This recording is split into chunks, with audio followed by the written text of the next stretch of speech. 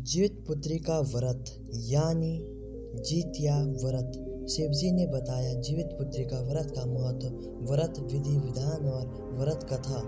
जो माता आश्विन मास की कृष्ण पक्ष की अष्टमी को जीविती वाहन की पूजा विधि विधान से करेंगे, उसकी संतान के संकटों को नाश होगा। पार्वती जी के अनुरोध पर शिवजी ने उन मृत बालकों को पुनः जीवित किया, जिस कारण इन्हें जीवित पुत्रिका कहा जाता है। मैं आपको इस व्रत कथा की पूरी जानकारी देना चाहूँगा। जीवित पुत्रिका व्रत यानी जीवित संतान के लिए रखा जाने वाला व्रत है। यह व्रत वह सभी सौभाग्य स्त्री रखती है जिनको संतान होती है, साथ ही उनकी संतान नहीं वह स्त्री भी पुत्र का कामना और पुत्री की लंबी आयु के लिए व्रत रखती है। यदि किसी की संतान न हो वो भी जीवित पुत्रिका का व्रत रखती है। आश्विन मास के कृष्ण पक्ष की अष्टमी को प्रदोष काल यानी जब सूर्य छुप रहा हो और शाम गहराने लगी माताएं अपनी संतान की दीर्घायु स्वास्थ्य और संपदा की मनोकामना से यह व्रत करती है। इस साल यह व्रत 6 अक्टूबर 2023 को हो रहा है। 24 घंटे के निर्जल व्रत को घर जितिया कहा जाता है। अब मैं आपको जितिया व्रत विधि का विधान बताने जा रहा हूँ। इस दिन चक्की में पिसे हुए गेहूं के आटे में गुड़ मिलाकर शुद्ध घी में पकवान बनाए जाते हैं। पुत्र के नाम से एक बंधन बनाया अपने गले में धारण कर लेते हैं। माताएं जो होती हैं पुत्र के नाम पर अपनी एक धागा अपने गले पे बांध देती है। इसका अर्थ यह है, मान्यता है कि चक्की में वह संतान पीती देती है, अर्थात पिस देती है। जो कुछ बच जाता है वो स्वयं धारण कर लेती है। इसकी पूजा शिवजी को प्रिय प्रदोष काल में करनी चाहिए।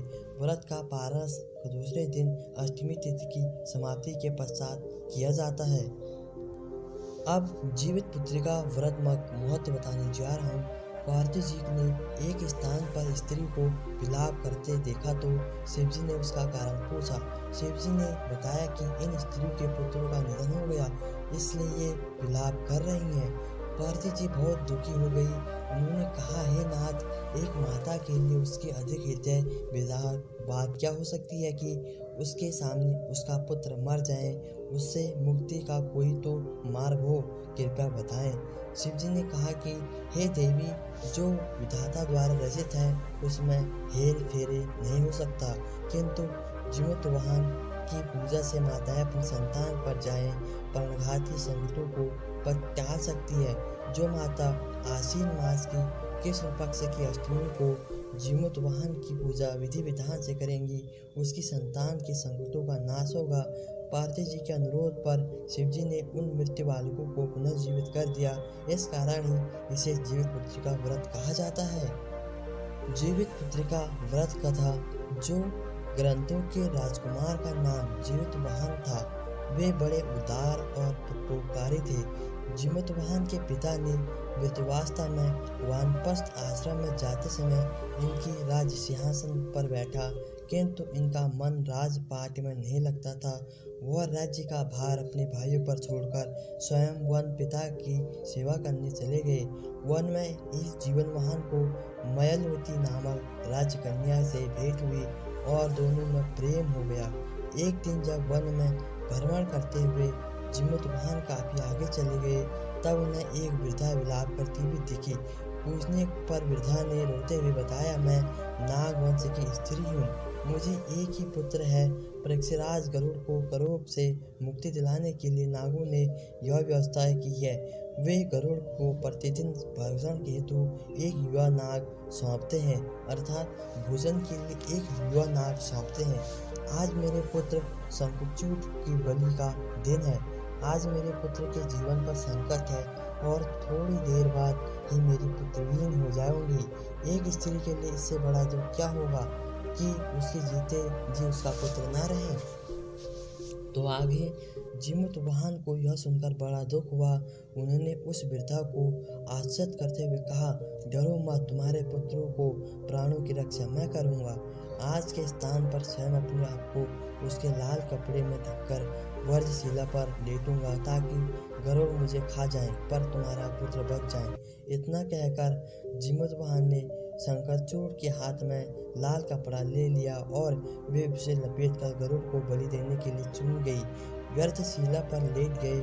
नियत समय पर गरुड़ बने वेग से आगे और वे लाल कपड़े में ढके जीमूत वाहन को पंजे में दबाकर पहाड़ के शिखर पर जाकर बैठ गए। गरुड़ ने अपनी कठोर चोंच का प्रहार किया और जीमूत वाहन के शरीर से मांस का बड़ा हिस्सा नोच लिया। इससे पीड़ा से जीमूत वाहन की आंखों से आंसू बह निकले और वह दर्द से कराहने लगे। अपने पंजे में जकड़े के प्राणी की आंखों में से आंसू और मुंह से कराह सुनकर गरुड़ बड़े आश्चर्य में पड़ गए, क्योंकि ऐसा पहले कभी नहीं हुआ था। उन्होंने जीमूत वाहन से उनका परिचय पूछा। जीमूत वाहन ने सारा किस्सा सुनाया कि कैसे एक स्त्री के पुत्र की रक्षा के लिए वह अपने प्राण देने आए हैं। आप मुझे खाकर भूख शांत करें। परंतु गरुड़ उनकी बहादुरी और दूसरे के प्रशासन के लिए स्वयं का बलिदान देने की हिम्मत से बहुत प्रभावित हुए। उन्हें स्वयं पर पछतावा हुआ और सोचने लगे कि यह मनुष्य है जो दूसरे के पुत्र की रक्षा के लिए स्वयं ही बलि दे रहा है, और एक मैं हूँ जो देवों के संरक्षण में हूँ, किंतु दूसरों की संतान की बलि ले रहा हूँ। उन्होंने जीमूत वाहन को मुक्त किया और गरुड़ ने कहा, हे उत्तम मनुष्य, मैं तुम्हारी भावना और त्याग से बहुत प्रसन्न हूँ। मैंने तुम्हारे शरीर पर जो घाव किए हैं उसे ठीक कर देता हूँ। तुम अपनी प्रसन्नता के लिए मुझसे कोई वरदान मांग लो। राजा जीमूत वाहन ने कहा कि हे पक्षीराज, आप तो सर्वमर्थ हैं। यदि आप प्रसन्न हो और वरदान देना चाहते हो तो आप सबों को अपना आहार बनाना छोड़ दें। आपने अब तक जितने भी प्राण लिए हैं उन्हें जीवित प्रदान करें। गरुड़ ने सबको जीवन दान दे दिया और नागों की बलि न लेने के वरदान भी दे दिया। इस प्रकार जीमूत वाहन के साहस से नाग जाति की रक्षा हुई। गरुड़ ने कहा, तुम्हारी जैसी वैसी होगा। हे राजा, जो स्त्री तुम्हारे इस बलिदान की कथा सुनेगी और विधि पूर्वक व्रत का पालन करेगी, उसकी संतान मृत्यु के मुख से भी निकल जाएगी।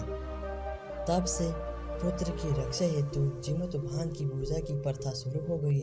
यह कथा कैलाश पर्वत पर भगवान शंकर ने माता पार्वती को सुनाई थी। जीवित पुत्रिका के दिन भगवान श्री गणेश माता पार्वती और शिव जी की पूजा की और ध्यान के बाद ऊपर बताई गई व्रत कथा भी सुननी चाहिए। यदि आपने यह कहानी ध्यानपूर्वक सुनी होगी तो आपको अवश्य समझ आई होगी। यदि आपको वीडियो अच्छी लगी तो लाइक, सब्सक्राइब और शेयर अवश्य करें और अपने बच्चों का उज्जवल भविष्य के लिए आगमन और महादेव की पूजा और जीमूत वाहन की पूजा अवश्य करें। अभी के लिए इतना ही। मिलते हैं एक नई नॉलेज और नई उमंग के साथ। अपने परिवार और अपने बच्चों को लिए एक हिंदू धर्म में हर माताएं अपने बच्चों को आगे देखना चाहती है और उनको आगे बढ़ाना चाहती है, तो आप इस व्रत को अवश्य करें। अभी के लिए इतना ही। मिलते हैं एक नई वीडियो के साथ और नई उमंग के साथ।